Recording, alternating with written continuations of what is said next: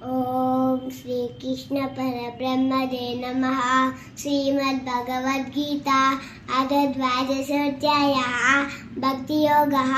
अर्जुन उवाच एवं सततयुक्ताये भक्ताः स्वां पर्युपासते येषां यक्षरमव्यक्तं तेषां ते योगवित्तमाः। श्रीभगवानुवाच मया वेशमनो ये मां नित्ययुक्ता उपासते श्रद्धया परयो मे तां ते मे युक्ततमा मताः। एत्वक्षरमनिर्देश्यम् अव्यक्तं पर्युपासते सर्वत्र गमचिन्त्यं च कूटस्थमचलं ध्रुवं सम्यमेन्द्रियग्रामं सर्वत्र समबुद्धयः ते प्राप्नुवन्ति मामेव सर्वभूतहिते रताम्। एतु सर्वाणि कर्माणि मयि सम्यस्य मत्पराः अनन्येनैव योगेन मां ध्यायन्तोपासते तेषां मां समुद्रत्र मृत्युसंसारसागरात् भवामि न चिरात् पार्थ।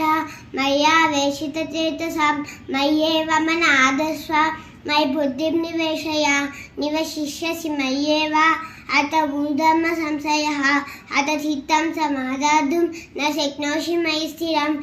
अभ्यासयोगेन ततो मामिच्छातुं धनञ्जय अभ्यासोऽप्यसमर्थोऽसि मत्कर्म परमो भव मत्तदमपि कर्माणि कुर्वन् सिद्धिमवाप्स्यसि। अदैतदप्यशक्तोऽसि कर्तुं मद्योगमाश्रितः सर्वकर्मफलत्यागः ततः गुरुयतात्मवान्। श्रेयो हि ज्ञानमभ्यासात् ज्ञानात् ज्ञानं विशिष्यते ज्ञानात् कर्मफलत्यागः त्यागात् शान्तिरनन्तरम्। अद्वेषः सर्वभूतानां नैककरण एव च निर्ममो निरहङ्कारः समदुःखसुखक्षमी सन्तुष्टः सततं योगी समतुष्ट